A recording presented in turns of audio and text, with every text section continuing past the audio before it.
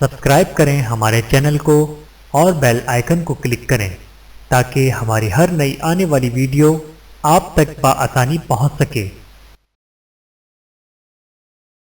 بسم اللہ الرحمن الرحیم۔ السلام علیکم ورحمۃ اللہ وبرکاتہ۔ زکوٰۃ کے ذریعے خود کفالتی منصوبے۔ زکوٰۃ دینے کا مقصد فقراء مساکین کو معاشرے کا بے حس اور بیکار فرد بنانا نہیں، بلکہ یہ ایک ایسا مال ہے جسے سخت ضرورت کے تحت کوئی مجبور، بیمار، معذور، مقروض، مستحق طالب علم یا مسافر وغیرہ استعمال کر سکتا ہے، لیکن بدقسمتی سے ہمارے معاشرے میں ایک طبقے نے زکوٰۃ و خیرات کو کام چوری اور مفت خوری کا ذریعہ بنا لیا۔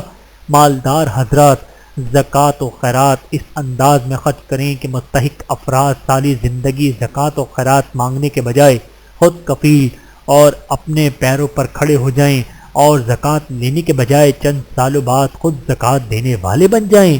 معاشی نمونہ اور خود کفالتی منصوبوں کی یہ مبارک حکمت عملی خود رسول اللہ صلی اللہ علیہ وآلہ وسلم اور خلفائے راشدین سے ثابت ہے۔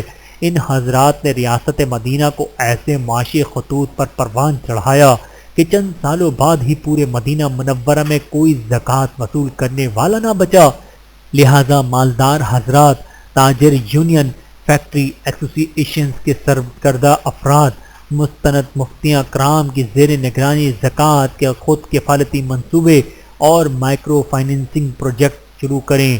ذیل میں خود کفالتی منصوبوں کے تحت زکوٰۃ دینے کی چند آسان اور قابل عمل صورتیں ذکر کی جاتی ہیں۔ نمبر 1، مستحق زکوٰۃ شخص کو سبزی یا فروٹ وغیرہ کا ٹھیلا خرید کر مالکانہ تصرف کے ساتھ دے دیا جائے۔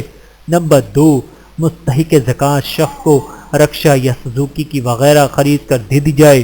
نمبر 3، مستحق زکوٰۃ مزدور کو جدید اوزار نمبر 3، مستحق زکوٰۃ مزدور کو جدید اوزار یا مشین خرید کر دے دی جائے۔